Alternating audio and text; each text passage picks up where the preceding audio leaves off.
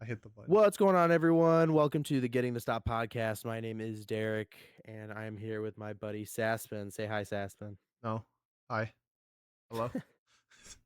We are here once again. I would like to apologize for our inconsistent scheduling.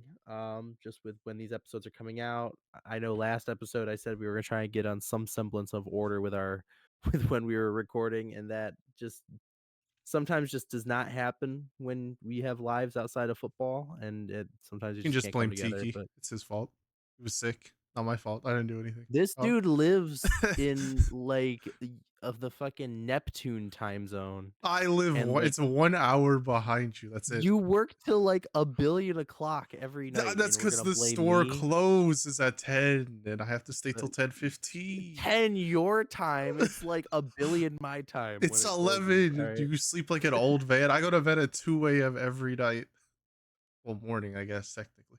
Look, I can stay up till 1 if I have my mid-afternoon nap. Hey, no way. You are like an old man. You're like my dad. My dad goes to bed at 8 p.m., 9 p.m. I'm like, what Okay, the hell? I'm not like that. Like, I'm not like that. Ramp schedule. I did catch 10 minutes at halftime at the Ravens game. I did catch 10 minutes of a little nappy Hey, poo. the humming. We're here today. We're going to discuss our impressions of the season, and then we're going to go over. We're going to make predictions for awards. Who's going to win all the annual awards, the AP awards, and then we are going to go over who we believe were underachievers and overachievers for the 2024 NFL football season. Um, So, do you have anything you want to add to that, Sasman, before we kind of get on into it? I guess what are your impressions of the season? The How it went? season was horrible. I didn't enjoy anything. It was just a lot of pain, misery, sadness. Chanting leak at the TV at 10 a.m., 12 a.m. in the morning is my favorite thing. That is But true. outside of that, it was pretty depressing. Drove all the way down to Atlanta to watch the Falcons game just for us to get absolutely pooped on, which is okay. It was still fun. Cool It stadium, you is what said. it is. Yeah, it was so cool. The view we had was so nice, except for the stairs were hella steep. Mm. It's like an Yeah, no, exercise going up and down. I think that Falcon statue that they got out there is like pretty badass. Is that like fully made of metal? Yeah, Pretty sweet. I know it was so cool. Everyone was like trying to take pictures of it. I was like, I just want one picture. They're all in the way. So, my general impression of the season, and being a fellow Giants fan to you, I have to agree. A lot of pain, a lot of sadness for that specifically, but overall, kind of thinking about the season, I saw something on X, formerly known as Twitter, Don't call it and X. maybe it was on Blue Sky, and it said something that I didn't realize at the time, and looking back, it's totally true. We've known who the playoff teams were from week 1. Like, we knew it was gonna be Kansas City, we knew it was gonna be Detroit, we knew it was gonna be Philly, Buffalo, Minnesota, Baltimore. Like, we already knew. There were no huge surprises. There were no like, oh my god, this team had a crazy glow up. Oh, this team really shit the bed. I mean, there were a couple that were like that. You could make an argument for Denver. You can make an argument for Washington. Although I did kind of think in the back of my head that Washington was going to have a good year leading up to it. Um, you could say for Denver, maybe they were a tad bit unexpected.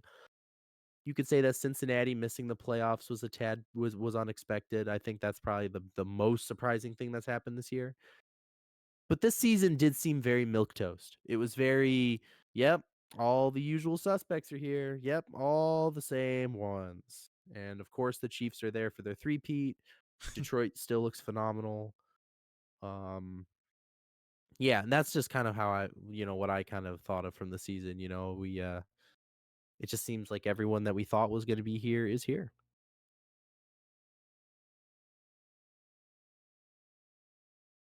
Do you agree? Kinda. Only team really missing is the 49ers. They kind of cooked themselves with the whole Christian McCaffrey debacle. And then That everyone is else getting true. injured. And then Debo Samuel crying on Twitter that he's not getting the ball when he drops the ball 99.9% of the time. That is overrated true. odd player. Just put him at running back at this point. Can't do anything. Honestly, he could be a pretty good running He's back. built like a running back. He didn't really work He out is. well in the offseason, and you could tell because he gained a lot of weight. They even like mentioned that like he wasn't in the best shape compared to his previous Fat seasons. Debo, Then Fat starting into Eddie Debo. Lacy, that's crazy. Wait, oh my god, I forgot about that guy. Cheeseburger Eddie, what a goat. I miss him. Yeah, that is true. 49ers were a bit of a surprise because was Brock Purdy injured for? I think Brock Purdy got injured Couple for a weeks little because I portion of remember time. people were Yeah. like, "Oh, Daniel Jones is going to the 49ers." Remember? Oh, yeah, that's right. Yep. And then Brandon Ayuk got injured. George Kittle was injured, I think. Couple weeks, yeah. Was Bosa injured? Couple weeks, yeah. They got cooked with injuries throughout the middle of the season. There's and and I love I don't like despise the 49ers or anything, but I love it when they're doing terribly because that video on Twitter always circles around the fuck the 49ers, fuck Oh the my god, I 49ers. love that guy. I l- Fuck the that's the 49ers. Yeah, greatest. fuck the 49ers. That song and the Cowboys one The greatest. are like the best songs ever. They make Fuck my George day. Kittle, bro. Looks like Ben Franklin. Song's That's a legendary. phenomenal video. That's a phenomenal. It's so good, and I love how it's all the 49ers dancing to it too. It's just so good. Um, so we have one of two segments I think that kind of I mean, I don't have much more to say about the impressions of the season overall. I thought it was pretty boring. All of the teams we expected to be there were there, with a couple minor, teams that got injured and fell out of it, and other teams rose to the top in lieu of that. So just overall, just kind of going through the motions. I feel like this is like a bridge year. This year is kind of like, let's get through this really shitty year. Next year will be really good because we have all of these like rookie quarterbacks and we have all like these rookies and developing teams, all these teams that are in the middle of a rebuild. And it's just kind of like, just get through one more boring year. And then all of these teams that are rebuilding are going to be good. Like maybe the Colts will be good. Cardinals, Atlanta, Chicago, all these teams that are starting to rebuild, they still suck. They still suck, but give it one more year and maybe they'll be in the mix. I feel like that was kind of this year. It's just all of these developing teams just haven't quite developed yet. So here's to next year, hopefully being a little bit more entertaining.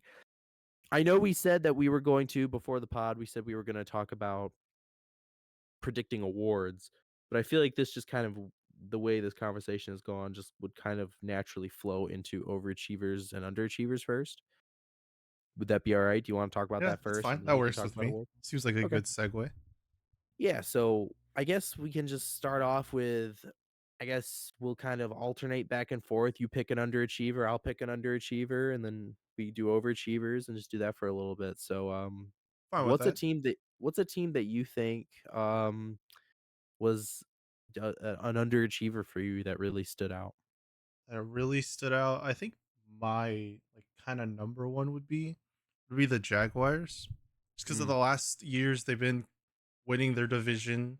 Even with the Texans kind of rising, a lot of people still expected them to be at the top of the division. And dropping off all the way to 4-13 and firing their coach is kind of insane. I don't yeah. know. I like Trevor Lawrence, and I thought they had a good team around him. And I thought they only got better because they added Gabe Davis, which a lot of people thought he would help their offense, which I don't even think he did anything that year, Mm. which is kind of crazy. But I don't know. I feel like just a lot of their picks haven't been developing the way they wanted. Like Trayvon Walker that they took over Aiden Hutchinson, who was still kind of just mediocre. He's not bad. Yeah. He had a That good year, but that might go down as one of the worst decisions of all time Oh to my pass god, up he was on a Aiden first Hutchinson. overall pick. I forgot about that. Oh Yeah. wait. Oh, that's That might even that might worse. that might go down as one of the worst decisions to pass up on Hutch. Yeah, because he's a dog. He's so Yeah. good. And he's injured right now, which sucks, but yeah. Yeah, he still had like 8.5 or 11.5 sacks before he got Yeah, injured. he's Something still like their crazy sack like leader. He's yeah, still the Lions sack leader and he hasn't just played for like 3 crazy. weeks. He's gonna come back and they make it to the Super Bowl, which would be the Oh, most insane comeback ever. absolutely. I'd be disappointed if he didn't come back.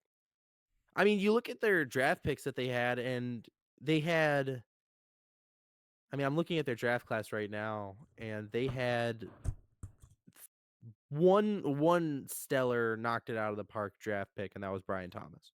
which is the most That recent one, which says a lot about the well, recent I'm drafts. I, I'm going over their Oh, 2024 draft class.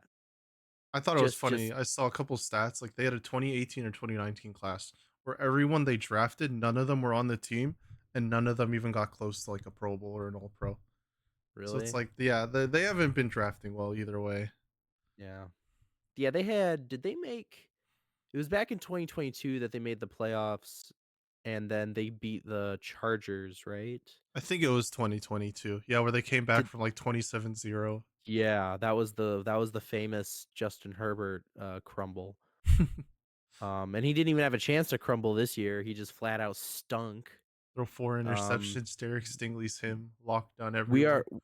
we are recording this episode at 11:37 p.m. Eastern Standard Time. This is after both games have been played on January the 11th. So we know the outcomes of those games already.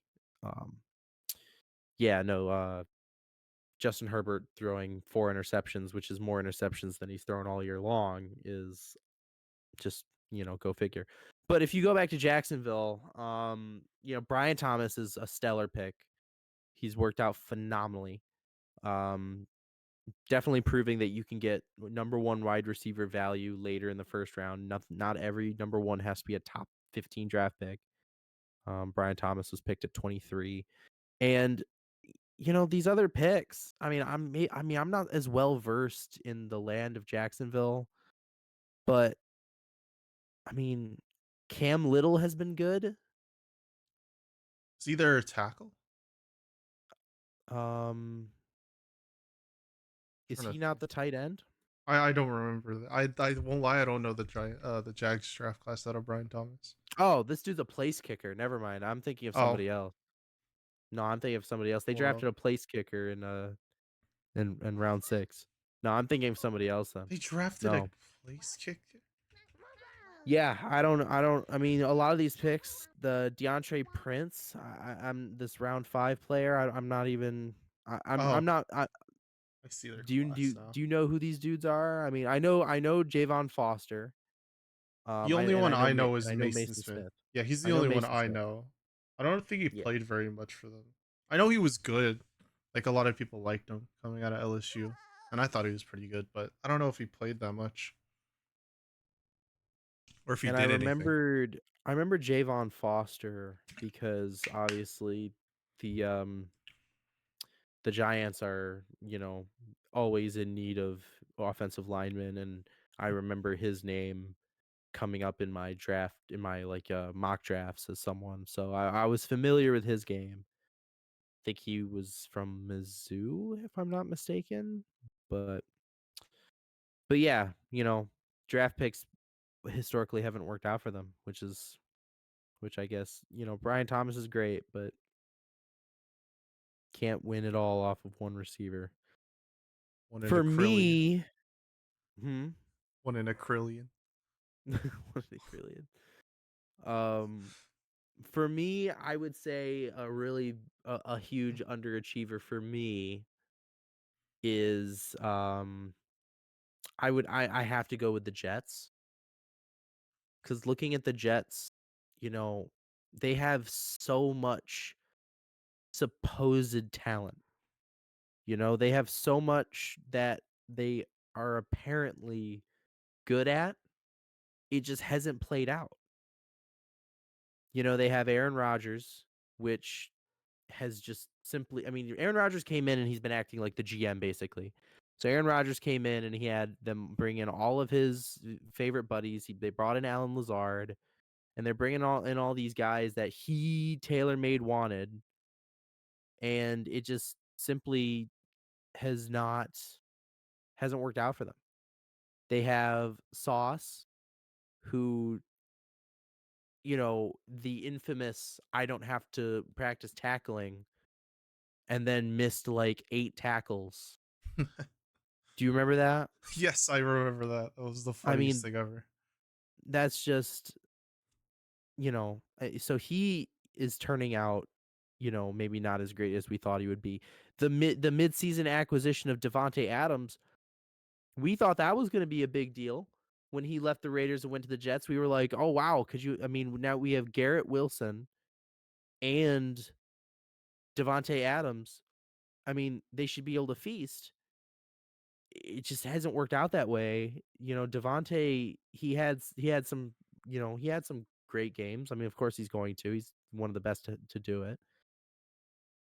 But it just didn't pay off. They have Brees Hall, who's talented. They have, like I said, Garrett Wilson. That Malachi Corley is supposed to be a really good player. Tyler Conklin, who's a good tight end. They have all of these guys that were supposed to come together and form a winning team, and it just didn't work out. And it's interesting. I don't even know where they go from here. I don't know if injury had a lot to do with it. I don't know if they have to look. Oh, Quincy Williams. I mean, so I don't know if they have to look CJ at Bolsley. quarterback. Yeah. I don't know if they have to look at quarterback in the draft. I know that they drafted that dude, what was his name? Olufashanu. They drafted him, but he got injured, I think. And even when he played, he wasn't the best. He struggled. It looks like okay, Sauce Gardner did get injured. I'm looking at that right now. I'm not I can't I don't recall when he got injured. Um the GOAT Tyrod Taylor couldn't even save this team. And you have to wonder why didn't Tyrod Taylor come in? I mean Aaron Rodgers. I mean, what was that interview that Aaron Rodgers did Aaron Rodgers take himself out of the game? What was Yeah, the there deal with was that? one game where they were losing. I think it was against the Bills, where at one point they didn't score at all. They were losing by like 20 plus, and he decided he just was going to take himself out of the game because he didn't want to play anymore, or something along the lines of that. And I remember seeing that. I was like, that's just so sad. That's so sad. I mean, I'm gonna say it to all of my dear viewers here, all of our dear viewers, listeners of the pod. Dude, fuck Aaron Rodgers, man. Fuck this guy. I mean, you come in and you make all of these demands. You promise this team and this franchise that you're going to turn them around and you're going to bring them to the light. You essentially take over. You get Salah fired. You are the reason Salah got fired. And you make all of these changes to this team. You guys still suck. And because of that, you feel so sad you take yourself out of the game because you don't want to play anymore. What an absolute pussy. And I hope he goes on, the Pat McAfee show, which I love Pat McAfee, but I hope he goes on that show and, you know, starts talking about people who are vaccinated or whatever. And I hope he sleeps well at night doing that. But guess what, Aaron? Your little experiment with the New York Jets didn't work. And if I was a Jets fan, I'd be fucking pissed off at no one else other than Aaron Rodgers. Because I think that this is all his fault. This is all his fault. He ruined that Or organization's next 10 years. They're cooked. Because Garrett Wilson wants out. Sauce Gardner wants out. I would mhm. assume after all that, Brees and Quinnen might want to get out. CJ Didn't Mosley's Garrett going to didn't retire. was this fake news or did Garrett Wilson literally say if Aaron Rodgers is back next year, trade me? No, I think that's real. I think I Did saw he say something that? along the lines of that. Yeah. So yeah, it's just an absolute total shit show. It's an embarrassment to the state in the city of New York and the state of New Jersey. It's it's absurd. And somehow with two more wins than the New York Giants, they have been more embarrassing.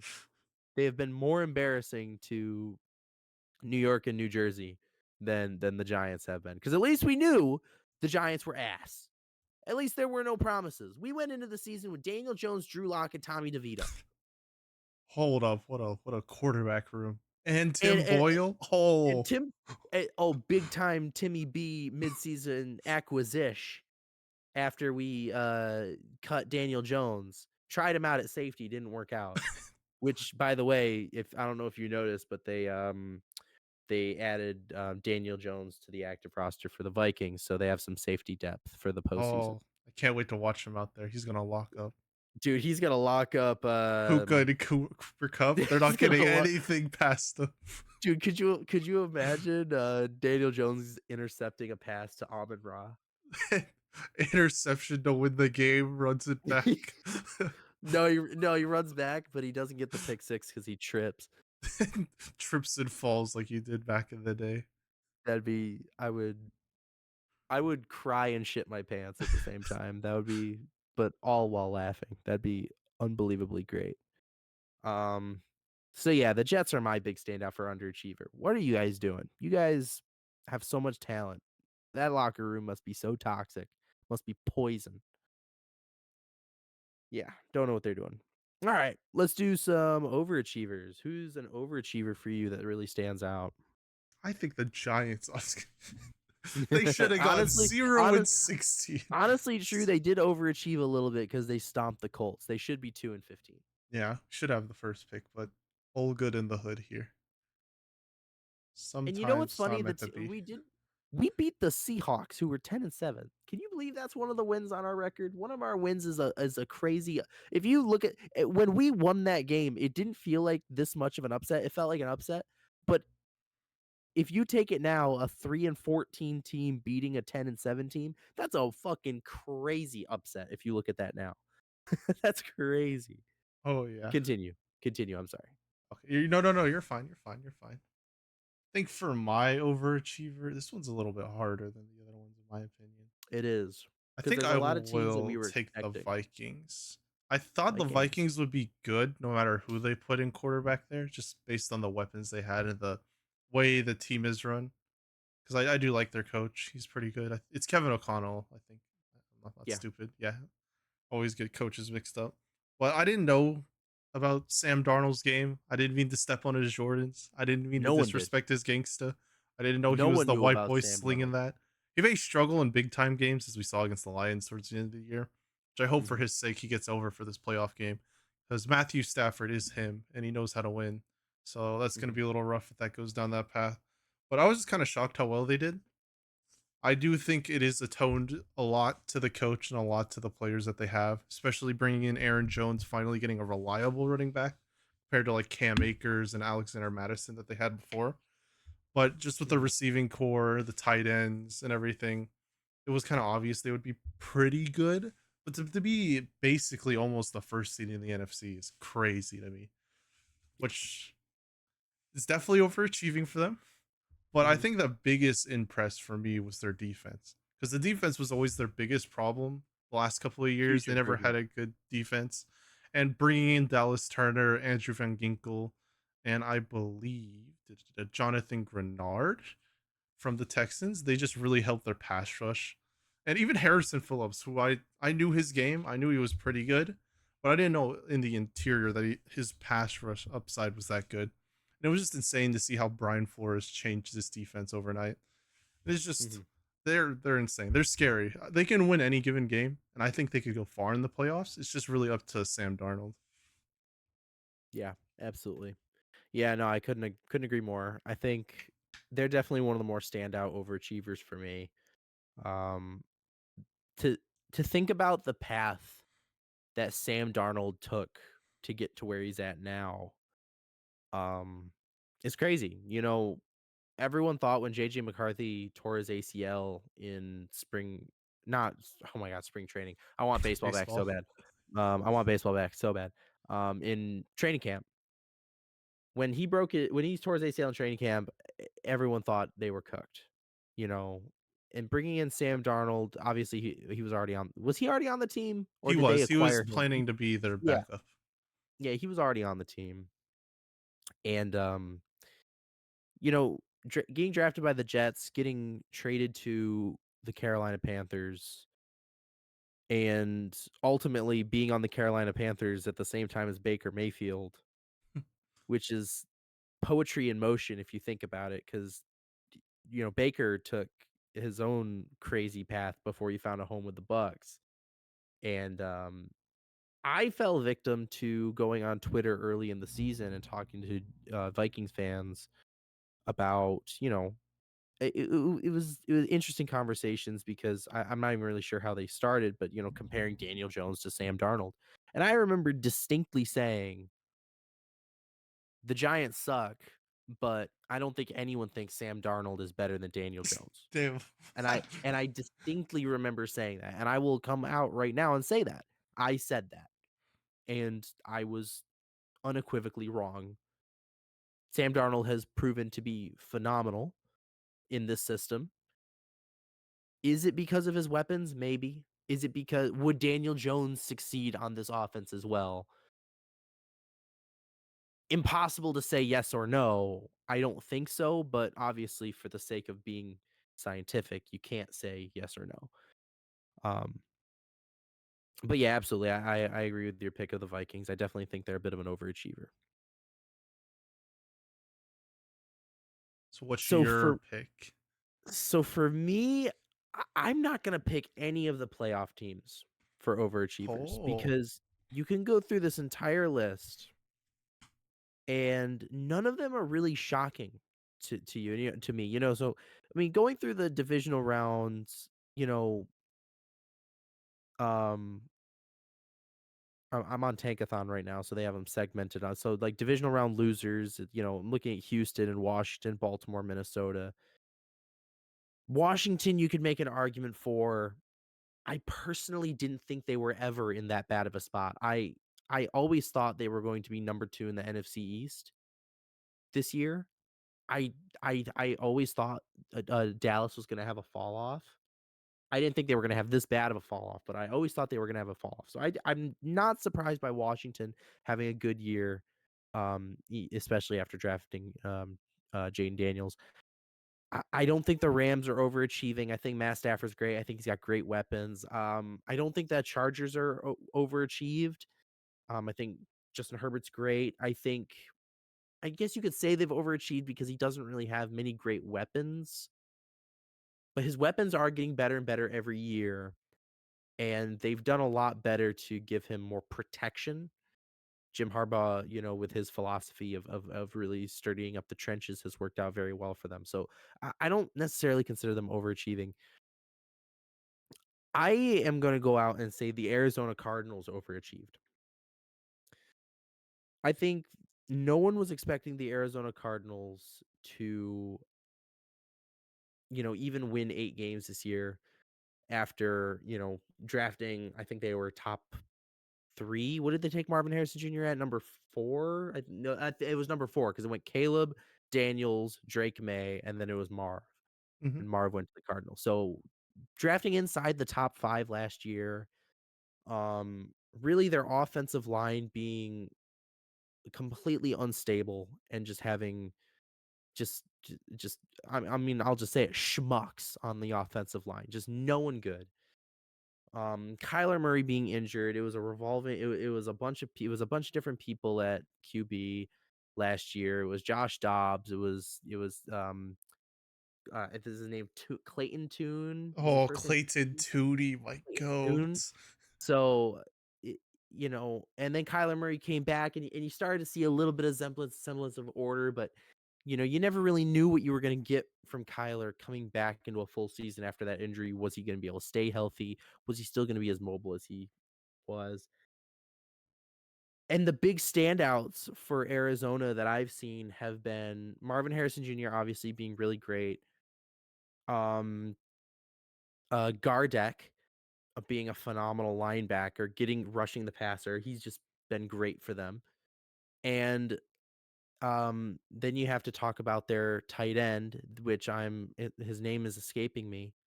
Oh my Trey god, what is McBride. his Trey McBride. Trey McBride sneakily became like the best tight end in the NFL. Like I know he's not, but why is Trey McBride all of a sudden a top 5 tight end? I mean, he's unbelievably talented, unbelievably gifted, great ball handling skills. Pause. Hold up. And I think the Cardinals have a really bright future. I think they are potentially one draft away. I mean, they're drafting 16 overall right now. I think they are potentially they trade up and they get maybe another offensive weapon. Maybe they and let's not forget James Conner at running back, who's been playing very, very well. So the pieces have been coming together for Jonathan Gannon ever since he took over. It was very rough his first year because of the injuries and what he inherited. But this first draft class, or this first year, or his sophomore year, and I'm not. Is this his first draft, or was he there? during the draft in 2020 3. I'm not sure. Um, but I think everything's starting to come together for them. I don't think anyone was expecting them to get 8 wins. I thought they were definitely going to be in the 5 win area. So yeah, I think things are looking up in Arizona. The fact that they're only 1 win beneath Cincinnati is crazy. To think about it. Who would have thought that they would have been as tight with a team like Cincinnati on the draft board. So good for Arizona. I think they're my overachiever. One of them. Would you like to do honorable mentions for underachiever and overachiever? Sure. I'll give you an honorable mention for overachiever. And once again, another team not in the playoffs. And this is just more of a funny one. This is going to be the Carolina Panthers. Because obviously they were the worst team in football until they just started destroying everyone at the end of the year, and that was crazy to me. And even the games that they were losing towards the end of the year, they were like really close games with high scores. So I don't know what happened to the Panthers at like the week 12 mark, but they like all of a sudden became like, holy shit, we have to actually, gamer lean and actually like lean in and try and win this game against the Carolina Panthers. They beat the Giants in Munich, which good for you guys, I guess. But What a weird thing to be happy for, but okay. I know. But yeah, they're my honorable mention, more like a funny kind of inclusion to overachievers. Why did they become so good at the end of the season? Pretty good one. Bryce Young's comeback is crazy. They should Hmm. have beat the Chiefs. They also should And have then beat the him Bucks and him the looking all Eagles. giddy on the sidelines. Do you remember when he was looking all giddy on the He's sidelines? so That happy. He's smiling dude, and everything. Oh my god, look could the you little guy. imagine? Could you imagine if his head coach was like Parcells back in the day, and he saw him doing that? Oh, he would be cooked. This is certainly a different NFL where your franchise quarterback can literally go You on gotta the be. side. You gotta give him a little hug and pat him on the back. Give him Oh a my good god, kiss dude. on the cheek and a bedtime story. He, Make sure they're he def- happy. they definitely went out for ice cream after the game. Oh, victory ice cream. They Oh, definitely got ice cream after the game. yippee. Yippee! Ice cream. I guess for underachiever, I guess I'll give a pick for honorable mention underachiever. I guess I'll just say the New York Giants. I think they should have been better this year than Now they hold were. I on think there, three. buddy. That is some copium, hopium, No, I think they slopium. should. I think they should have been better. I don't think you draft Malik Neighbors, who had as phenomenal of a year as he had. You draft Tyrone Tracy, who had a phenomenal year. These are two rookies. This is like the first rookie duo since like you know the Crusades that have both had 1,000-yard seasons. So and you still managed to only win 3 games, which is I don't. You lose to the Panthers in Munich. You lose to the. Oh man, I don't understand. That'll be my honorable mention for underachievers.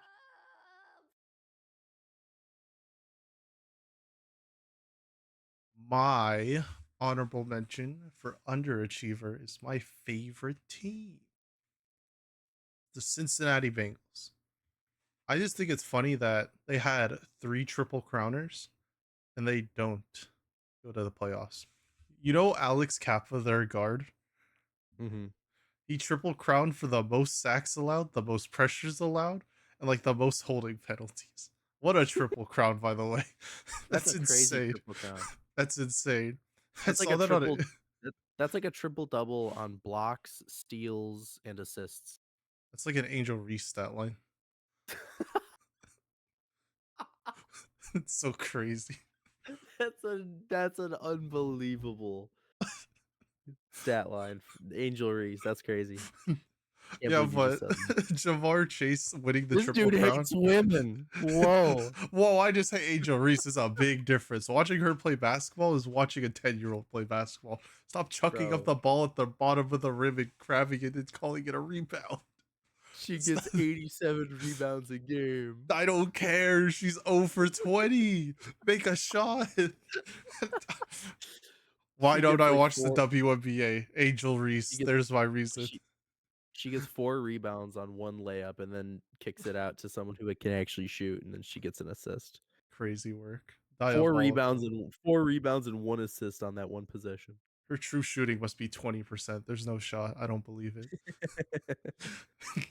But Joe Burrow and Jamar Chase winning the triple crown. I think Joe Burrow won the triple crown. If not, he was close. It's just insane to not make the playoffs. I don't know. Yeah, I wanted to see him back in the playoffs. I blame the Chiefs for throwing that and they last game, but that and they it is what actually it went is. and they actually went on a 5-game win streak at the end of the year. So the last Yeah, 5 games of the year they won. So they actually went on a tear at the end of the year to try and make it in, but they could not. because it all relied on the Chiefs beating the Broncos, and you sure as hell they weren't going to do that. Why would they let Well, Joe no. Shiesty in the playoffs just to ruin the the three-peat? They knew what was coming. They knew the Dark White Knight was coming. They did not Yeah. want to they A did not want and to beat and him. and really the only, that's one of the only surprises of the whole playoffs is that the Bengals didn't make it. I mean, Yeah, the Bengals and the Niners, which who we kind of forgot to talk about for, underachiever. I I think don't the care Niners about the took over, 49ers. Fuck the but 49ers. Fuck the fuck the 49ers. 49.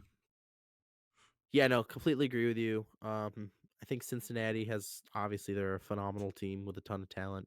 Um, it is kind of weird to think that it was all because Joe Burrow was injured for a while, yeah?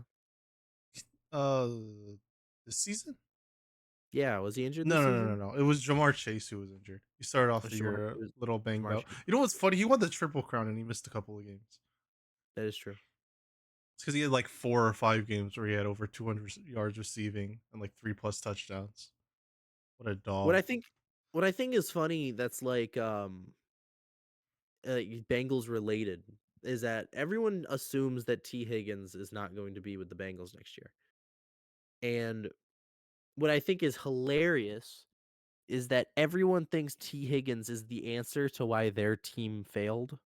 Like if we had T Higgins, or if only we had as soon as the Chargers lost, I saw a jersey swap of T Higgins as a Charger that said, "If Justin Herbert had T Higgins, they would have won this game." Justin Herbert threw 4 picks. T Higgins would not have brought you salvation. But yeah, no, I agree with you. Definitely a big time underachiever. Just Did you have sucks. one for overachiever? Um, overachiever, overachiever, overachiever. It's a As good you see, we're question. very well prepared on this podcast. I was gonna prepare, but then I was like, damn, I forgot to ask the other day what we were gonna talk about because I didn't have work Friday and I was gonna do research, but I ended up just playing video games all day. What a shocker. Dude, dude, are you gonna download Delta Force? Eventually. Dude, I'm gonna download it. Either I'll probably download it tomorrow. I I could mean, you do got some that. good picks here. I mean, you got Washington that you could consider an overachiever, although they're on a 5-game win streak. You got, I mean, you could go out. Do you want to go out there and say something scandalous and say something like the Eagles or the Nah, Bills? I'll say the Bills. I didn't think the Bills would be this good. I thought they would be Wait, fine. you're seriously saying the Bills? Yeah, I thought they would go 10-7, come in as the Wow. seventh seed and like win the divisional round. But I didn't think they would win their division because I really thought it was going to be the Dolphins. But they look good. I mean, Josh Allen did exactly what he needed to do to get this team to the playoffs, which is play at an MVP level, which he probably won't even win the MVP now. But he played at an MVP level with the weapons he had. But them adding Amari Cooper definitely helped a lot. Just Mhm. probably in the locker room more than actually on the field. Just having a And guy who can mentor Keon Coleman, who looks like a great receiver. yeah, and even if Amari isn't grabbing a lot of isn't getting a lot of passes, or getting a lot of catches, he's still a seasoned and proven veteran that's going to draw more attention out there anyway, and just open up more. more opportunities for Keon and Shakir. So that was definitely a good pickup for them, even if he hasn't been like that star number one. Yeah, yeah, yeah, yeah. Crazy that you say Keon looks like he's gonna be a great receiver because Keon is like hella dropping the ball. Yeah, I just I'm atoning that to being a rookie. I think the time, if he wants to put in the work, he'll get better. But Mhm. right now, I think he's just like a league average to maybe a little bit better of a receiver. Just he has to want to be better to get better, which I hope he does. I Old love his personality. He's so funny. old Tiger wish he could. Yep. It's a great clip. It's a great clip from the beginning of the year. That is funny that Josh Allen did take this team to 13 wins with, you know, Shakir, Keon Coleman. Although, how is Dalton Kincaid doing? Is he injured or something? What's the He deal was with him? injured a little bit. I remember him not playing a couple games, but he's been solid. He's been not as good as he was last year, obviously, Yeah, he was but phenomenal last year. he's been all right. Just been injuries with him, I believe. So Gotcha. As of, oh my God, there was, oh, okay, never mind. 2 days ago, Donkey. Yeah, it doesn't look like he's injured. Looks like he's healthy. So then they also have another tight end. What's his name? Like, is his name Dawson oh, something? Dawson Dawson Knox, Dawson Knox. Dawson Knox? Yeah, yeah, Yeah, yeah. he's solid. So, He was their starting tight end before Kincaid. I think Kincaid yeah. had that good season, and they kind of Mhm. just alternated. But Kincaid definitely favored the snaps over him. Yeah. Yeah, no, I think that's a good pick going going with Bills as an overachiever, even though they have literally an MVP candidate as their quarterback, but X turnover machine.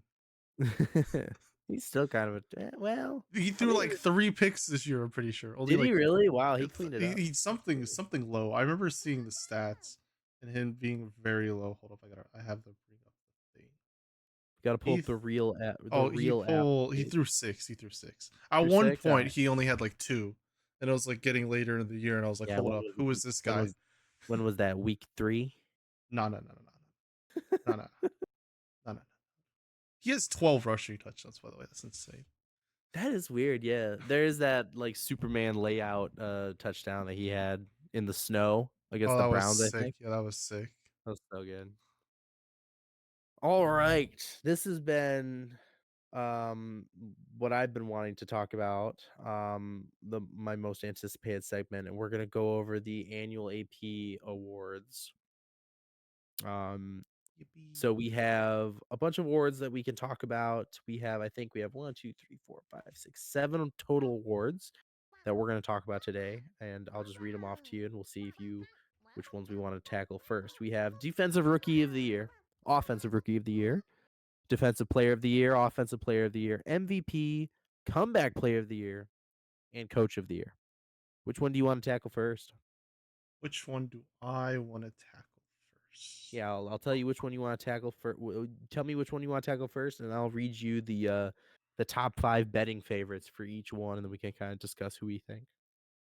Let's start with Coach of the Year. Coach of the I year. think that's a fun one to start. Okay, yeah, that's a really good one. So, and all of these betting odds will be thanks via DraftKings. If it is notated elsewhere, I will mention it, but these are all according to DraftKings. So, Coach of the Year, betting odds at minus 450 and leading the pack is Kevin O'Connell. Um, in second place at plus 300 is going to be Dan Campbell.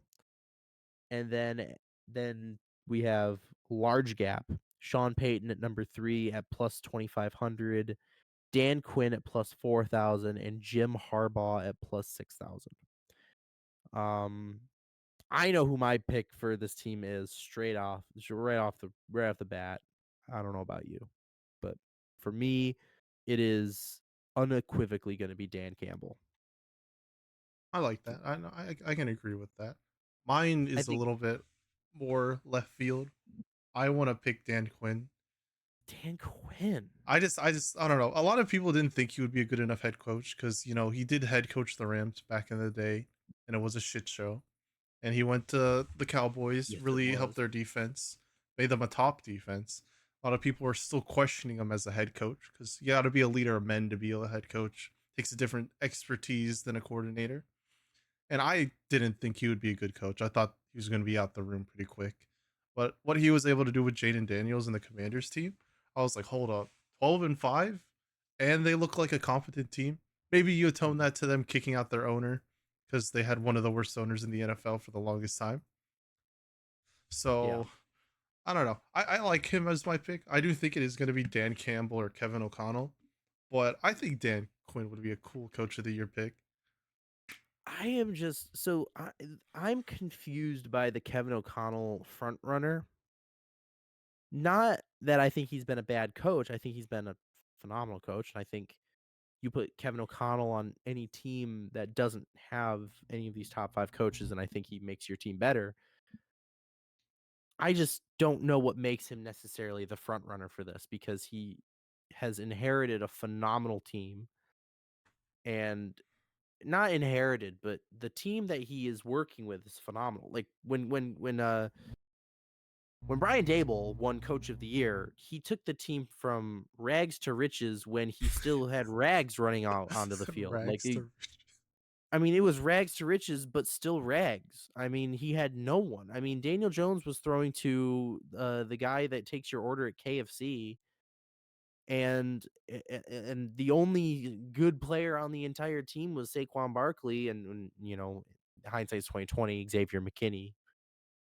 Hate the fact that he's not with us anymore, but we had nothing, and he coached that team to the playoffs and a playoff win against Kevin O'Connell, which I think it's stuff like that that brings you to decide coach of the year. And I think Kevin O'Connell obviously is a phenomenal coach, but he also has a phenomenal team.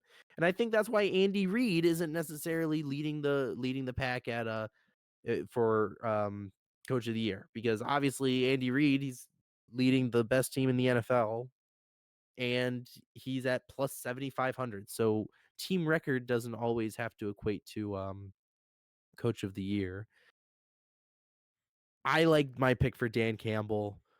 I think he is so passionate about the game, and everyone who was making fun of him for that speech he was doing, I think it was that on Hard Knocks, Yeah, it where was. he was crying and everything, giving this whole speech saying, and everyone made fun of him for that, which is just so fucking weird. But now that the team is where it's at now, you can truly see the vision that he had for the team, and you can tell that he wasn't bullshitting. I mean, nothing about what he said was bullshit. Everything was real. It wasn't something like, him going out there and, fake tears or whatever, and then he drives the team into the ground. It was, guys, I'm so passionate about this. You have to trust my process. I want you guys to succeed, and it's succeeding, and it's working. I mean, what did Detroit win their division for the first time in their entire franchise history? Is that what I heard? Yes. That I mean, the fact that that is, for one thing, I understand that they've always been bad, but they never won their division with Barry Sanders. That's crazy to me. Um, so yeah, the fact that Dan Campbell has taken historically the worst team in the NFL. I mean, the Detroit Lions, they're clearly the worst team in historically wise. They have zero legacy, and he's taken this team and he's made them a powerhouse. I mean, it's all him. It's his vision, and I think the answer is clear. I think it's gonna be Dan Campbell. And I'll be a little bit upset if it's not, because I think he really deserves it, especially if they win the Super Bowl. I mean, oh my god, if they win the Super Bowl, honestly, if they go to the Super Bowl, if they just go to the Super Bowl and lose, I think it's still Dan Campbell. So yeah, that's my pick. It's a valid pick. I could understand that. I would be happy with that. I like Dan Campbell a lot. Definitely deserves it. He's a football guy, He's just a you know. football guy.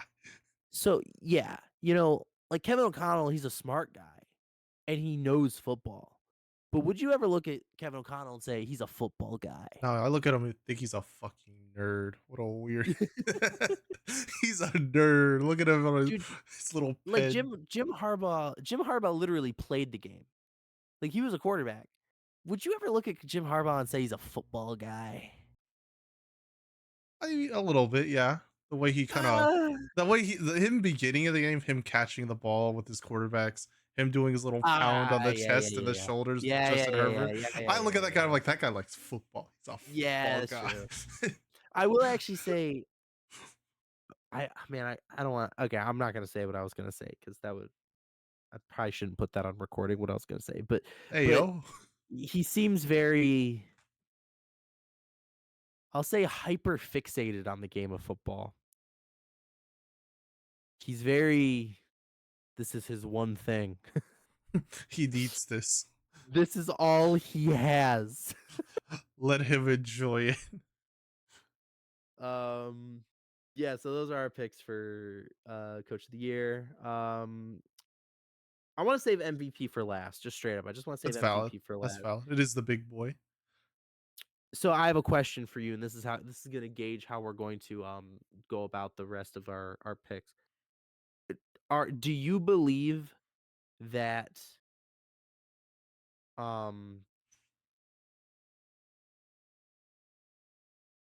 sorry, do you believe that the MVP will also be the offensive player of the year or the Oh defensive player of no, the year? no, they don't do that very often. It's They very don't. rare. Okay. They you have to have like a Just historic one. season. Just wondering if that was going to be your pick, if that's how you were No, going no, to do no. I would never double up like that. No, no, no. it. Okay. So I guess we'll do. Let's do the rookies first, I'm down with and that. Yeah, let's I'm down. do what I think is a relatively boring. Um, we'll do the relatively boring one, and we'll do that one first. That's defensive rookie of the year. Your top five picks are thanks to DraftKings and BetMGM, leading the hunt by a gigantic margin is Jared Verse at -1,000. In second place at +800 is Quinyon Mitchell, Chop Robinson at +3,000, Braden Fisk at +3,000, excuse me, and Cooper Dijon Mustard at +5,000. Um, I think this is.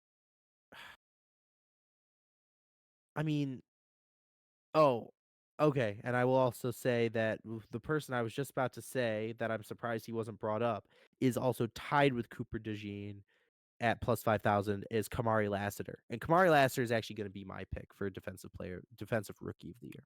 I like that pick. I can understand. He had a huge clutch interception.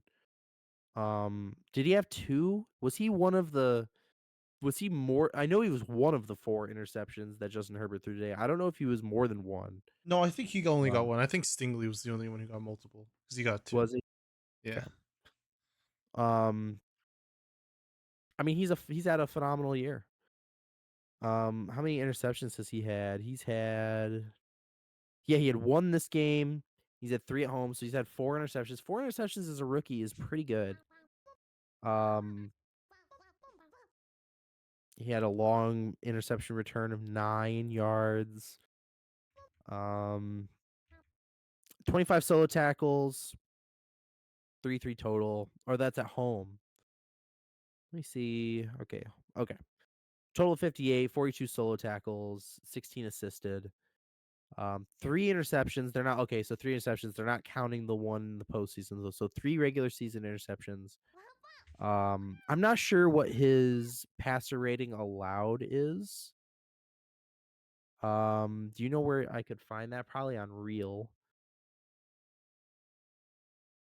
I'll just do that. If you want to, do you have any input on your defensive rookie of the year or Kamari Lassiter while I look that up? kind of still thinking about mine. Okay. Oh no, I I think it's pretty cut and dry. Probably going to be Jared Verse just because what he did for the Rams. There's a big question mark of the Rams was can they generate pass rush without Aaron Donald? Can Bobby Brown and Kobe Turner kind of rectify what they had the year before? Which I Mhm, mean, they played all right. I didn't think they played as well as I thought they would have. But I kind of like Quinyon Mitchell as my pick just because when I saw a stat earlier, I can't really find it now, but just the receivers he guarded to the yards and touchdowns allowed was just like almost Darrell Revis like.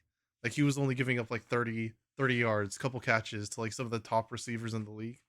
And you look mhm, at the people he had to guard like Terry McLaurin, Malik Neighbors, Jamar Chase one game, I think. I don't remember if they played mhm, the Bengals. I just remember seeing like a bunch of just big name receivers. And I'm just sitting here like, Like I watch some of the Philly games because I like to watch all the games. I try to as much as I can.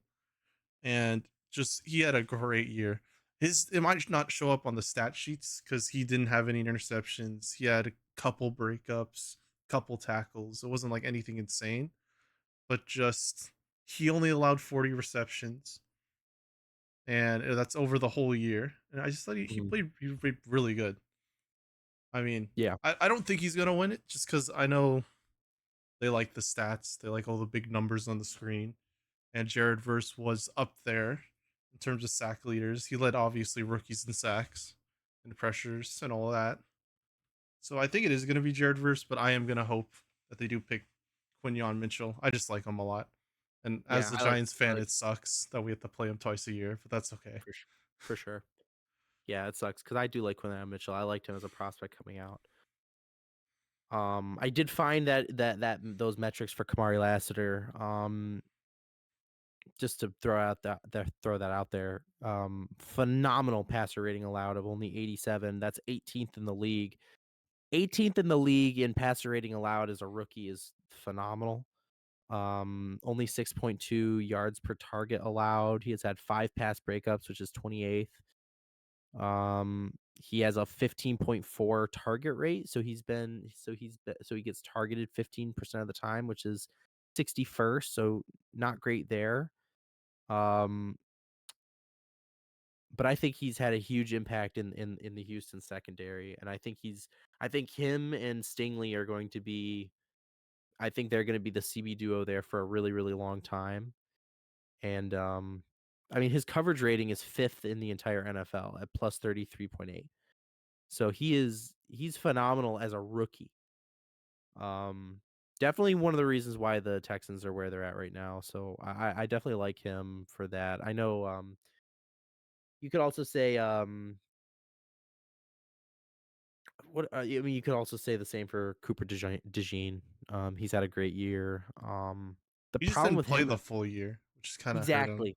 Exactly. So that's why I'm wondering why he's even in the top 5 for defensive rookie of the year talks, but because you're right, he didn't play the whole year, but yeah, but I think overall they probably have it on the head with the betting here. I think it is, Chop Robinson's up there as well.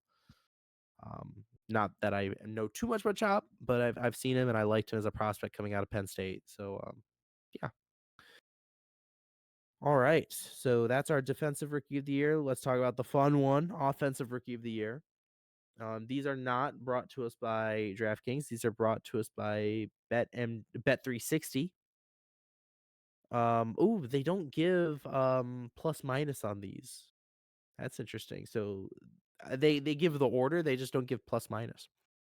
Oh, And you and I are going to find major disgust and distaste in this list for one specific reason.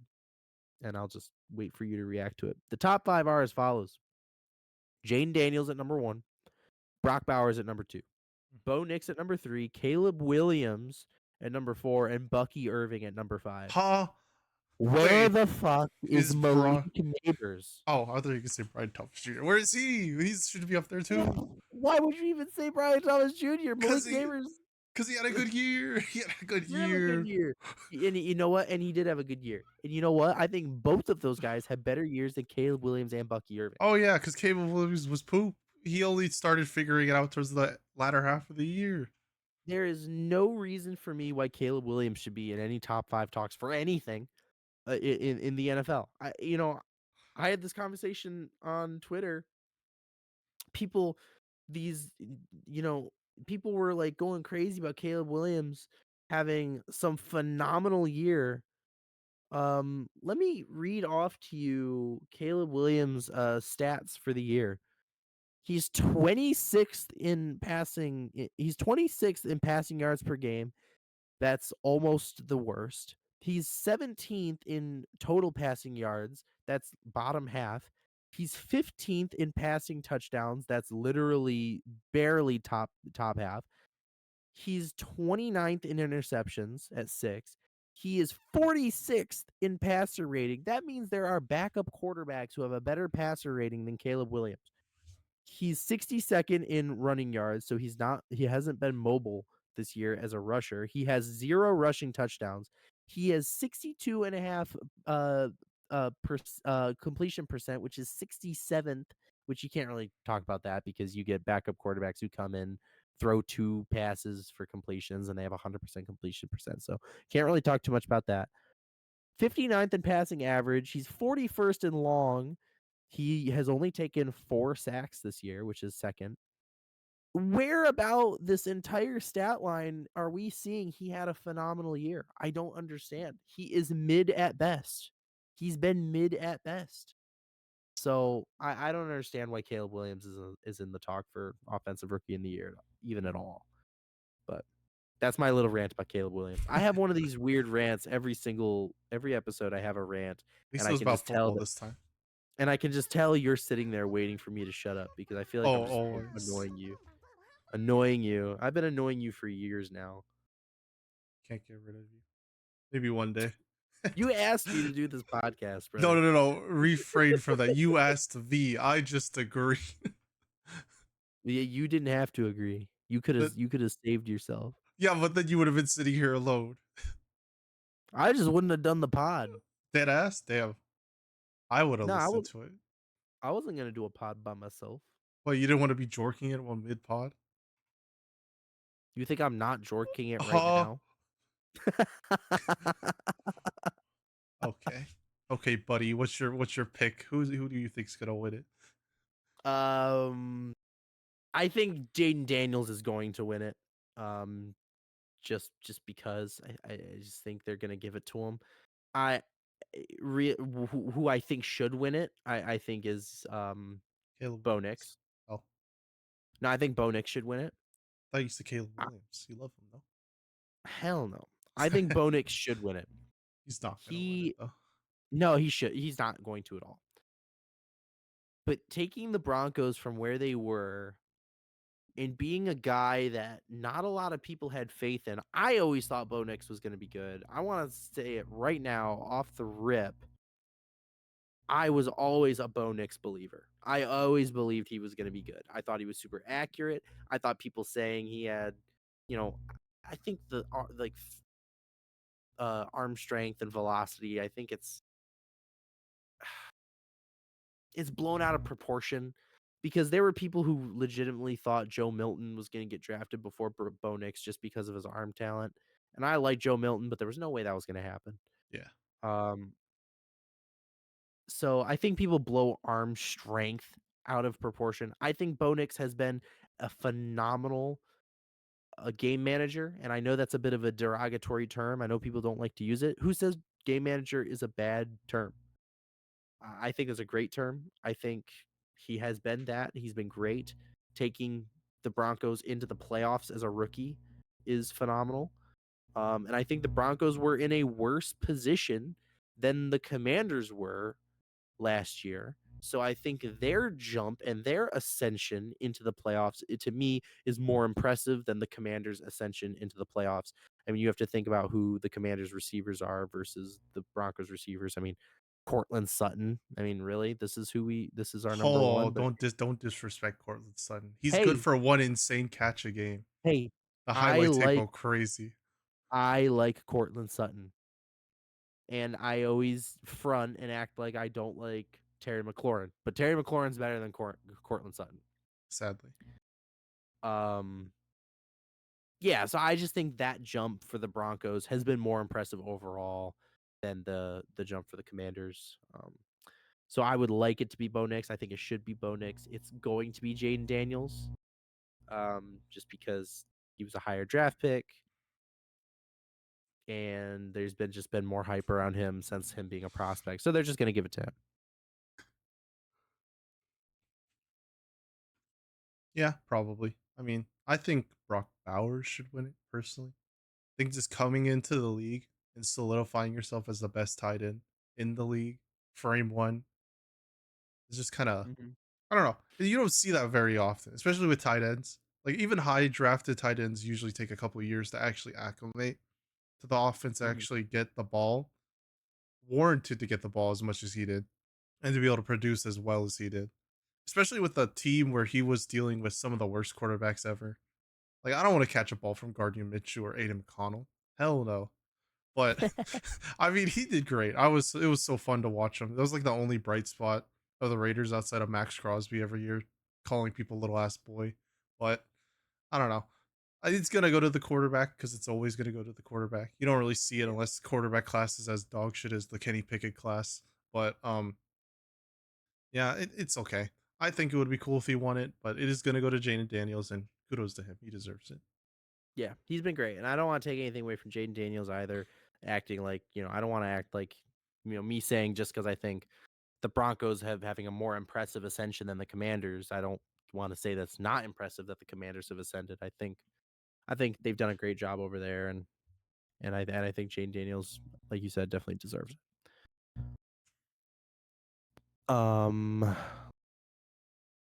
Now we're going into the veterans now. We're not talking about rookies. Year. We're talking about defensive player of the year, not rookie, just defensive player. I'll let you start it off this I think this is pretty. I mean, time. there's a couple guys you could really say. I mean, I think a fun one is Will Anderson Jr. I mean, the jump he had in his sophomore year is insane. But Mhm, I think my number one guy, at least personally, transformed. Like he's always been very good, like top of the league. But this year he was just on a whole different level. Patrick Sertan just kind of yeah. emerged, and he helped out this Broncos team, which they didn't really have the best cornerbacks this year. They had a bunch of guys rotating in and out. I did like Mhm, Riley Moss. I think he played better, but he's definitely not been perfect. But just having a guy who can take away just a whole receiver, who's usually their number one, is just impressive. And the my favorite game of his was just watching him actually limit Jamar Chase, which is not something you can do very easily. But I think he should win it. I know it's probably not going to go to a cornerback unless you have a bunch of fancy interceptions, a bunch of pick sixes, a bunch of fancy numbers. But just based on what he did as a man to man guarding the best receiver every game, it's just been impressive watching all yeah. year round. And before you continue, would you like me? I forgot. Would you like me to read the top 5? Oh, yes, yes, yes. These are thanks to FanDuel Sportsbook. Pat Sertan is number 1 on the list at -550. So you hit it on the head. He seems to be the favorite. TJ Watt is in second place at +140. Trey Hendrickson at plus 850. Andrew Van Ginkel at plus 3,500, and then Miles Garrett at plus 5,000, tied with Kirby Joseph at plus I five hate thousand. Kirby Joseph. Why do That you hate guy's Kirby Joseph? because he's the most dirtiest player in the NFL. He's torn more ACLs than the whole New York football field. I swear to Yeah. God. He's a horrible person. No person should be able to dive at people's knees with their helmet. Like you can Um. continue, my bad. I got a little No. pissed off there. I was like, No. That's every time I hear him, it just makes me mad. I'm just like, I don't no. like this guy. I totally agree with you. I was asking you because I wanted you to say it, Oh, okay. but no, I wasn't like. It was more like a. Well, yeah. Tell us why Tell us why you don't like him. My pick is gonna be boring because for all of the exact reasons that you just said, my pick is also gonna be Pat Surtain. Yay. I think it should be obvious. I think there's some other people out there. I think Miles Garrett. I think Trey Hendrickson. I can't believe that Aiden Hutchinson isn't higher on the on this list, but it's probably because he's injured. So I think he's definitely someone to talk about. Micah Hyde is someone you can think about. Maybe a little bit of Alex Highsmith, maybe some Byron Murphy. Nick Bonito is Um, a fun one. maybe Kalijah Cansey, Christian Gonzalez. These are all guys who are having pretty good years. I just don't think it's close. I think it's Pat Surtain. So there's a lot of fun guys you can talk about. And you can talk about all their impacts. I think Pat Surtain easy for all of the reasons that you've already given. Stole my flow. Bar I for had bar. to. Word It for was the best. word. It was the best. I literally said ditto, and we're moving on. Okay. Ditto and moving on's crazy. Okay. Okay, one more category before we get to MVP, and that's offensive player of the Wait. year. After offense, we got to do comeback player of the year. Yeah, yeah, true, true, true. I forgot about comeback player of the year. True, true, true, true, true, true, Can't true, true, forget true. about that one. I got a You good are gonna one. love who's number 1 and 3. Oh, I know the number. I have a feeling. I can smell You it. these are you haven't looked them up yet, have you? I've looked them up, but I definitely know the odds are different because this might be Yeah, a yeah. different one. I've already ranted about one of these guys. So I can't believe he's even up there. But anyway, offensive player of the year odds. Number 1 is your favorite player in the entire world and mine. We both have posters of this guy in our room. We both have Now his hold on there. jersey. I don't have a We poster of him. Calm down there, we both Bucko. we both have his jersey. We both love him. We have no ill will against him whatsoever. And we hope he wins the Super Bowl with his new team. And that's number 1 is Saquon Barkley. I would go that And far. number 2 is Jamar Chase. Number Oh, Number 3 is Lamar Jackson. oh. Number 4 is Josh Allen. Number 5 is Joe Burrow, and I'll just give 6 and 7 as well. Derrick Henry and Justin Jefferson. So, who is your pick? I mean, my pick is not even going to be the person who wins because I don't think they have a chance. But I just think it's cool. It'd be cool to give it to him. I think Joe Burrow just deserves it.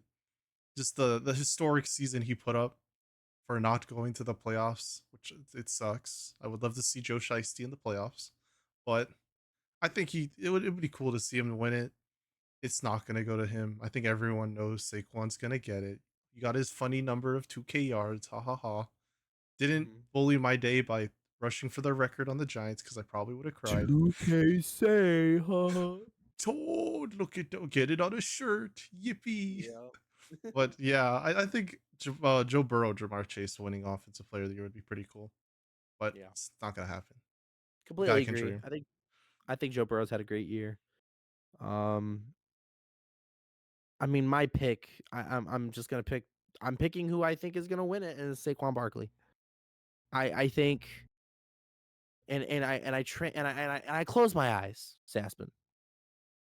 I close my eyes and I lean back and and I see a lot of colors and lights flashing across my now darkened vision.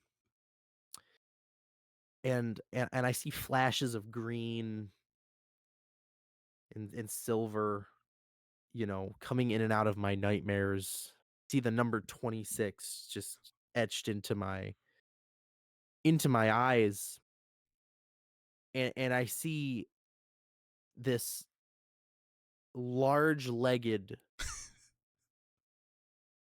earring wearing, pretty boy running back 360 hurdling. launching himself into the air backwards, hurtling over a defensive player. I see it every day, every time I close my eyes, every time that stupid fucking commercial comes on for the NFL network or ESPN or is it Prime or whoever. And it's always the same highlight of him fucking levitating above the ground. And you pair that moment. For one thing, I think that moment alone won him offensive player of the year. I think the NFL loves selling points, and I think that's probably one of the greatest plays of all time. That's up there with the Odell Beckham catch. That's up there with the David Tyree catch. I mean, that is one of the greatest plays of all time. And the NFL obviously loves marketability and whatever. Saquon Barkley was getting it then.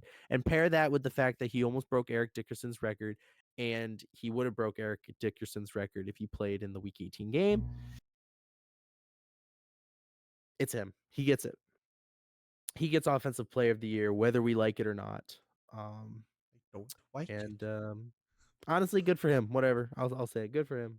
Hope he enjoys it. Hope he enjoys his new team. Obviously, he is.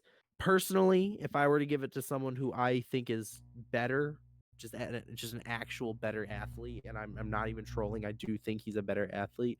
I think Derrick Henry is a better athlete. Not that he's hurdling over people, but the fact that Derrick Henry at 6'5", 240 pounds is a fucking running back and is just still trucking people at his age. Not that he's really old, but he's old for a running back. King Henry is still the best running back in the NFL to me.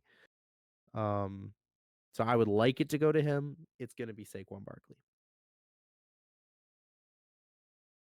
Well and said. that's my theatrics. Did you see Derrick Henry's son, Micah Fitzpatrick, just stiff-arming him into the ground? That's pretty funny. I don't know. That play plays in my head over and over again. After I Yeah, saw it, I was just like, "Holy!" it was really good, dude. He was trucking people tonight too. It was unbelievable. He's so fun to watch every time. Every time you turn on a Baltimore game, it's so fun to watch Derrick Henry. Okay, we have one more category before we hit MVP, Come, and that's come back, come back, come back, comeback player of the year. come!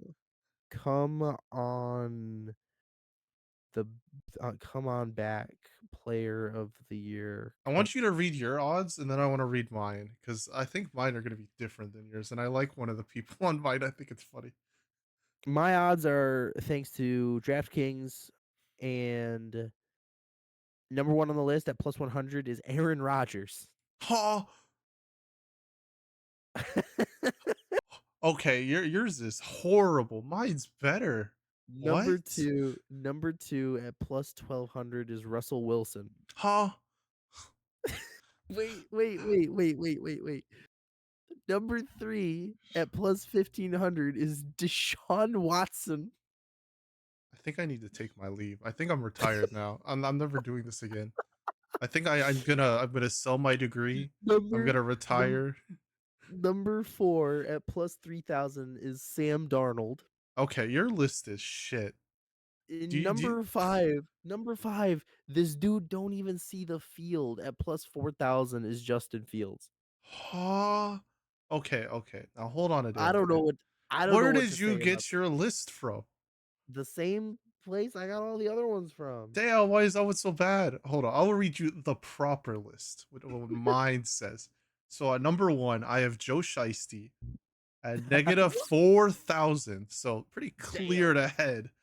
Number Damn. two, I have Sam Darnold at plus 230.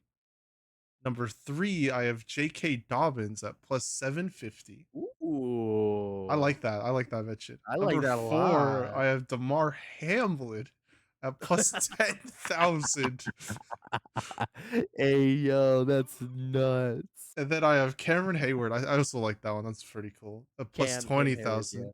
And then the Yeah. last guy, I didn't even know he played that much, but I guess he did something, is Tim Patrick at plus 20,000. I know he Yo, had a couple really? touchdowns for the Lions, and he hasn't been playing. He hadn't played in like 2 years because he was injured a lot on the Broncos.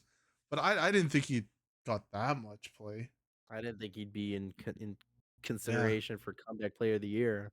I'm just sad. What, you don't like Deshaun Watson at 1500 plus Hell 1500? no. That list is fraudulent. Whoever made that needs to be retired and Dude, fired. Aaron Rodgers topping the list is crazy. I think we need to ignore that list and move on to mine. I think What mine did he had a lot come more. back from? What did he come back from? Nothing. He He was came back ass, from. right? He didn't come back. He's still gone. He needs to He go he back. hasn't come back yet. needs to He sit down and maybe go back. maybe he needs to leave. He needs He to came go back. away. He came back from He his should darkness routine. That's what he came back from. he should be the go away player of the year. No. Go away, you smell. Oh my Um, god, that's funny. my pick, at whatever odds either of our lists are saying, um, not even too much to talk about because we've already talked a little bit about him earlier in the show, but, my pick is Sam Darnold. That's fair. I mean, Uh, that's pretty I mean good. I mean, eh, we're talking about a guy that and I wanna call back to when what I said earlier in the podcast about how I went on Twitter and I said, "Yeah, you know what? Look, the Giants are bad, but I don't think anyone thinks Sam Darnold is better than Daniel Jones." I want to go back to that conversation I had with that Vikings player, and I want to let you know that the Viking not the Vikings player, with that conversation I had with the Vikings fan. I want you to know that that Vikings fan said back to me, "Yeah, you have a point." So I want you to know that this wasn't like Vikings fans didn't believe in Sam Darnold. They thought JJ McCarthy went down and they thought they were cooked. And and honestly, they should have been. And Sam Darnold is someone who has been bad. It's not like Aaron Rodgers, who was an elite Hall of Fame quarterback, and then he got on some bad teams and he's getting old, and now and oh maybe he was good again. Or it's not Joe Burrow, who's always been elite. Then he got injured, and now he's back and he played historically. It's like, well, he was never bad. He was just injured. So did he really come back or whatever? It's not like he was really bad. Sam Darnold was terrible, and he was always on bad teams, always bad luck, never performed well, and he emerged as this phenomenal player who's taking their team to the playoffs. And I guess you could also have the questions like comeback. If you have a comeback, do you have to be good, then bad, and then be good again? Because is Sam Darnold more of like a most improved? So I guess you wonder, is he actually does he actually qualify as comeback player? Because was he ever good enough I like that. to I be like that considered? idea though. Because Like comeback like player of d- the year's definitions changed over the years. Now they right. categorize it as players who get hurt and miss a season, only Yeah, return the right. next year and perform well at our top contenders, but also players who have a bad year but seem poised to have a bounce back the next year are also top contenders. So it's Or, changed a lot. or how about guys who have a medical condition and then come back and then still suck? Damar Hamlin. Look, I broke down in front of my TV when I saw that happen to Damar Hamlin. Not broke down, I wasn't, but I was on the edge of my seat. I was stressing out. That was serious. I was like my whole house went silent. My mother, who I was there, I was watching the game with my father because I was there. And my mother, who does not give a single shit about football, she was locked in. Like this was a serious thing. Guys, Damar Hamlin is not a good football player. He you know, if he gets comeback player of the year award, it'll feel nothing. It'll feel like nothing but charity. And I appreciate all the awareness that he's brought to the game. And I put 3 as my profile picture on Twitter, just like everybody else, you know. But I just don't think he just hasn't been good. I don't even know what his stats are. I haven't heard anything about him. So um I think the clear answer is Sam Darnold to me, even though he was never good and now he's just all of a sudden good. I still think he gets it, especially depending on if the Vikings go really deep into the playoffs. That's valid. That's valid. I like. I would agree with you, but this list made me happy because not a lot of people talk about him the year he had. I think it would be cool to see J.K. Dobbins win it, just because of the way his career kind of played out with the Ravens, tearing his ACL, tearing his MCL, hurting himself over and over again, and just kind of being labeled as an injury-prone running back. But Mhm. just to play I don't know if he missed the game. I feel like he did, but playing a full season to an extent and putting up the numbers he had and giving the Chargers a good running back, I just think it would be cool to give him comeback player of the year. Do I think he wins it? No. I think it goes to Sam Darnold. However, I think it could be sneaky to give it to Joe Burrow just to overcome the hand injury he had. But I just think he would win offensive player of the year if they would give him an award. Yeah. Yeah, I really like that pick. Tim I think it Patrick. I can't stop thinking about Tim Patrick. I can't believe that my list I think your dares list to is from the beginning of the year. There's no way that it's even close to the what the hell? Deshaun Watson is crazy. Third, Deshaun Watson. What a third. who let this man on this list? Only list he should be on is the FBI list, the ban list for massage parlors. Anything but that list. Voila. Jeez. So now we're on to the big boy list. Yay. The big boy list. And I'm going to say who I think is going to win it. And then I'm going to say who I want to win it. I think Josh Allen wins MVP. I think he has elevated his team to an unbelievable level. I think he has been double the playmaker that he ever was, creating plays, 12 rushing touchdowns, 28 passing. He's cleaned up his interception rate. The only thing that doesn't jump off the page to me about Josh Allen are his overall stats because Josh Allen is a playmaker. He is elite at figuring out how to extend the play, pick up that third down and long, pick up that fourth and short. He's that guy. And he does it at an elite level. When the play blows up, Josh Allen is the only quarterback I want under center to try and extend the play and get and and keep the drive going. But at the end of the day, he's 22nd in passing yards per game, 14th in total passing yards, 7th in passing touchdowns. He's 29th in interceptions. He's 27th in rating. He doesn't have a lot of rushing yards. He has very mid completion percentage. His stats are he Josh Allen is someone who passes the eye test. You like what you see on tape. You don't like what you see on paper.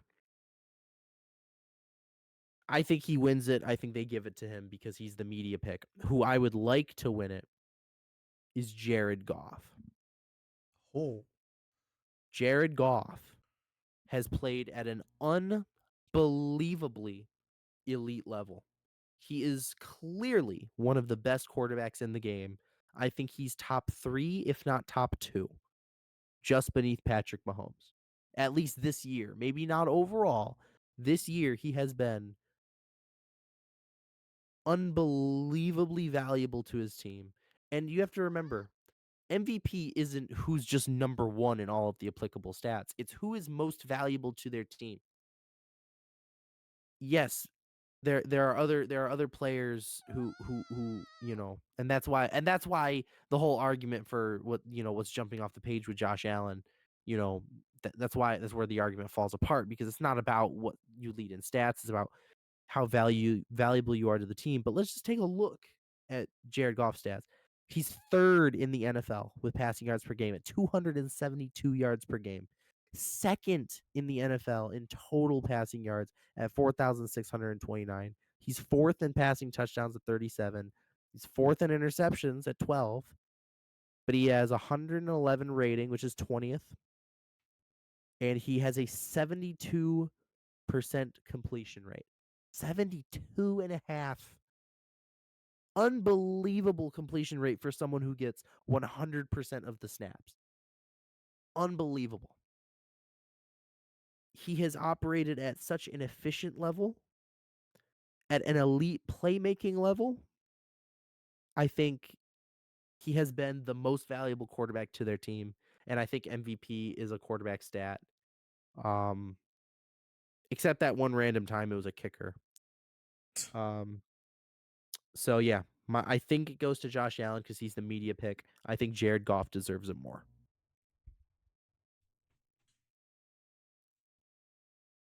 It's valid. Understood. Understand it now. Me personally, who I think is gonna win it over who I want to win it. I do think Lamar's just gonna get his third. I don't think voter fatigue set in for him yet, because voter fatigue always sets in eventually, unless you're Aaron Rodgers or Tom Brady or Peyton Manning. However, I do think he is gonna get another one. Just the season he had with kind of the sour taste in people's mouth of the MVP he had last year. Because last year it wasn't anything to blow you away. He more won it because of the record he put up with his team. I Mm-hmm. think this year he put up a record that's good enough, but he also brought the passing numbers, which is something that I think a Yeah. lot of people it just jumped out for them. Just throwing Mm-hmm. 41 passing touchdowns compared to 24 the year prior is just a Mm-hmm. huge jump in production. And Yeah. I think he'll win it. I think Josh Allen could also win it. I think it's really just those two because they would never give it to Saquon because fuck running backs apparently. But Yeah. who I want to win it, and I think if he went to the playoffs, he would have won it, was Joe Burrow. I Yeah. think just his stretch of those 5 games, even when they were losing, he was still putting up great numbers, but just having multiple games where you're throwing over 300 yards and 3+ touchdowns is just something that you don't see very often. It's just something special. And when I think of MVP, I just want to give it to the guy. Real But quick, I just want to real quick. Did what's you up? say that you were talking about Lamar Jackson on the first quarterback? Yeah. Okay, I wasn't sure if you said. I knew you were talking about Lamar Jackson. I didn't. I wasn't sure if you said his name. Okay, continue. Okay. I did. Okay. Yeah, but I would love to see it to go to Joe Burrow, but they would never. It's like the same thing with the NBA. They would never give the MVP to a lower seeded team or to a team that didn't make the playoffs. They made the play in terms of NBA. But it would be interesting to see if they throw it that way. I think it would make a lot of people mad though. So I think it's probably I going to go mean, to Lamar Jackson or Josh Allen. Joe Burrow has had the best. He's been the best quarterback in the NFL based off of stats. I Oh, mean, 100%. just looking at it right now. I mean, the top three stats on his stat line are he's second in the NFL in passing yards per game at almost 290. He's first in the NFL for total passing yards at 4,918. He almost had 5,000 passing yards, and he's first in passing touchdowns with 43, which is two more than Lamar Jackson, who is second in the NFL. So on paper, Joe Burrow, I mean, on paper, eye test, in person, on the radio, what, it doesn't matter. Joe Burrow has probably been the best quarterback in the NFL, stats wise or otherwise. It's been historic. So, but you're right, they won't give it to someone who missed the playoffs. It just won't happen. Which I don't agree with. I think I don't think making the playoffs should be your only qualifier for winning the MVP, but I think that's just how it works. They just won't give it to him. First time for everything though. Let's make history. That is true. Have they never given the MVP to someone who missed the playoffs? I don't think so. I at least I feel like if they did, it would stick in my brain. But just no, I don't think so. Like they've given it to teams with like lower wins, yeah, for sure, but never a team that missed the playoffs.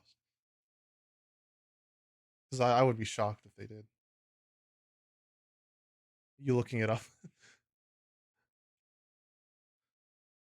There's been two. Two? There's been two. Who? Give They're me their name. both before your time and mine. Oh, so that's why. It was What Johnny Unitas in 1967, yeah, no not wonder I long, don't remember that. and then O.J. Simpson in '73. Yeah, there's no way I would have remembered those. I was not even a concept when that was things happening. Yeah. My mother had only been alive for 3 years My when Johnny birth Unitas parents won sort of MVP. even alive. My mother was only 3 years old when Johnny Unitas won MVP. So, and my dad was 13 when O.J. Simpson won an MVP. So, yeah, no, it's been a while, so someone else is saying here on NBC News, could Joe Burrow really win the NFL MVP? The headline says his stats say yes, precedent says no. Hopium says yes, though. I hope. Hopium I hope. says yes, copium says no. Well, that doesn't make sense. Yeah, that makes Copium sense. and hopium would agree with each other, right? They would Yeah, probably both a agree. little bit. Yeah, they Yeah. kind of work hand in hand. Wait, we forgot who really is going to win MVP, and it's gonna be Tyrone Tracy for Okay, now those. that's a little No, wild. it's gonna be Tyrone Tracy. It's talking about who is the most valuable player to their team. Tyrone Tracy dropping those passes or those fumbles upped our draft pick, and which proved to be unbelievably valuable to the New York Giants. So really, you know,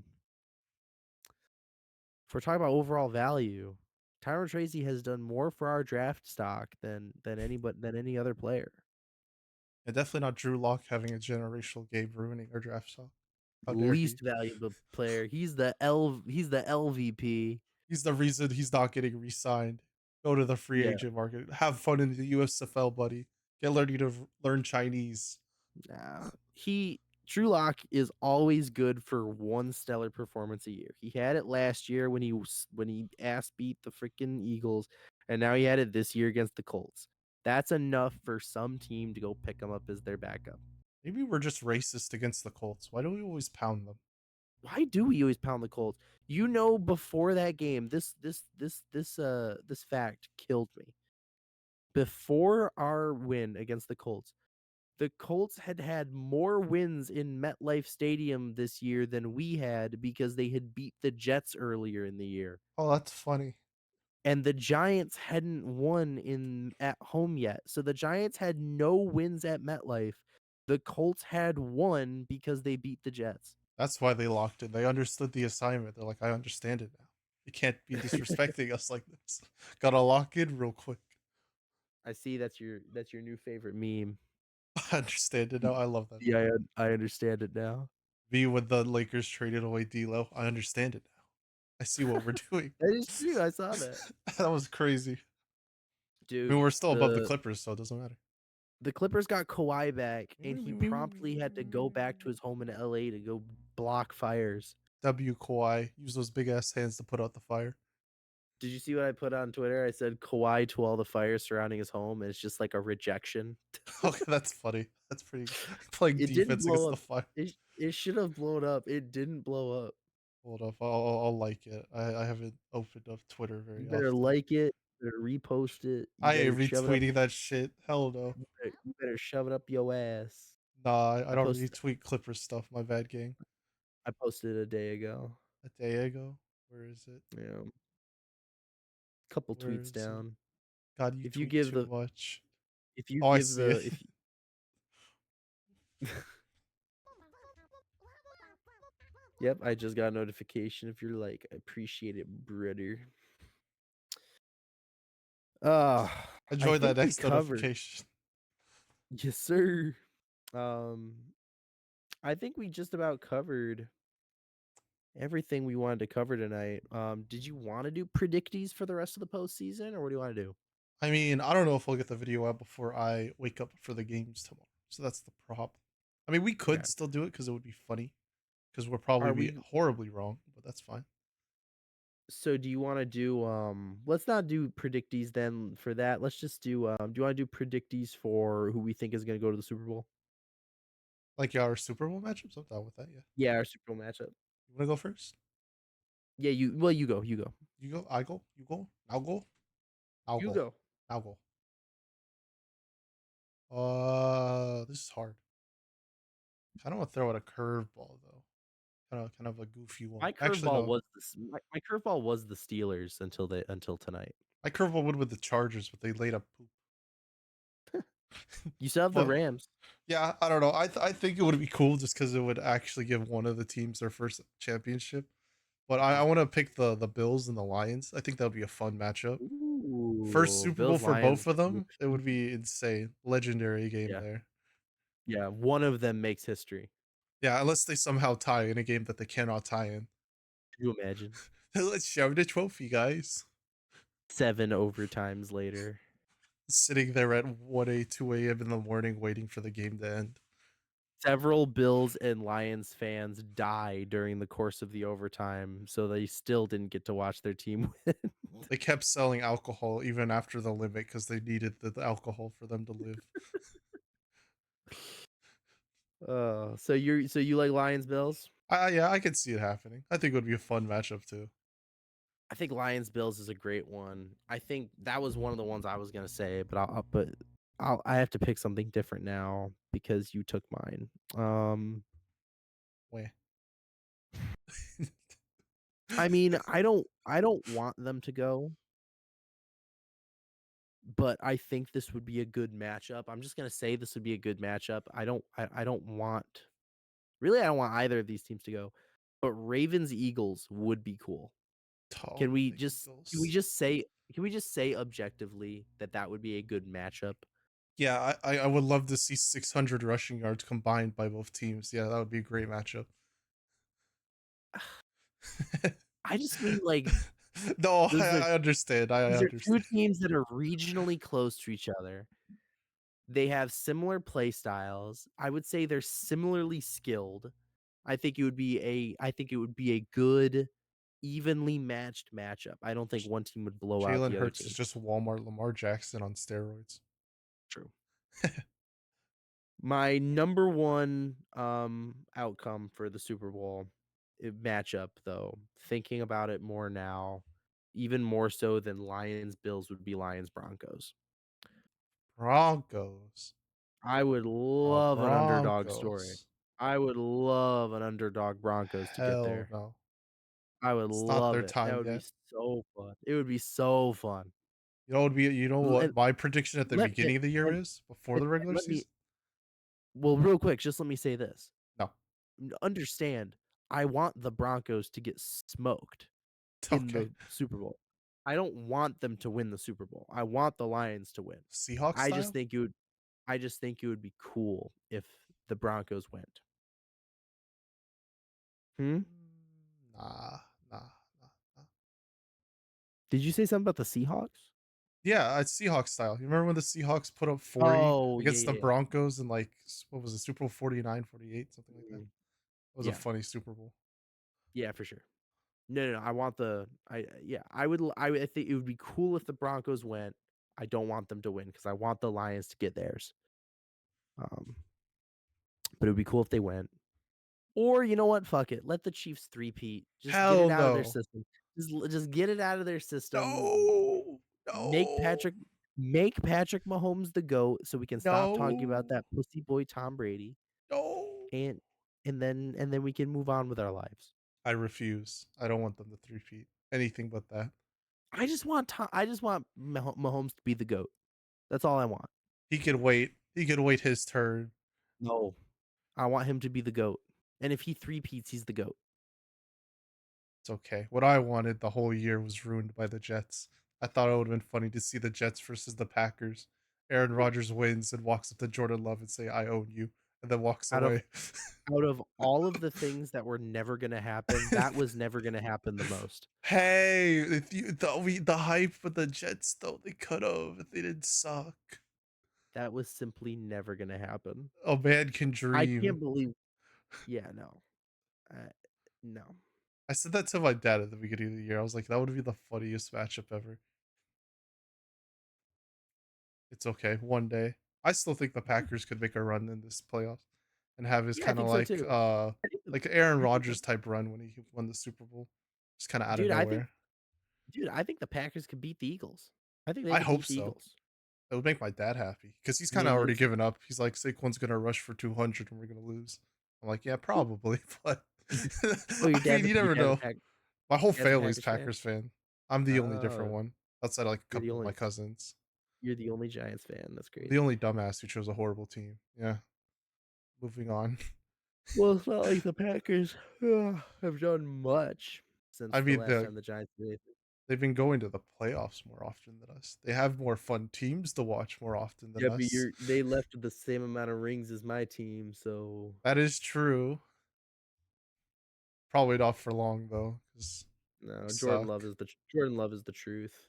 And it's goaded. He just needs to stop trying to be Brett Favre and throwing it into triple coverage, but that's okay. I There's a lot of digress. pressure on his shoulders. Could you imagine the fact that the Packers fans have literally never seen a bad quarterback in their lives?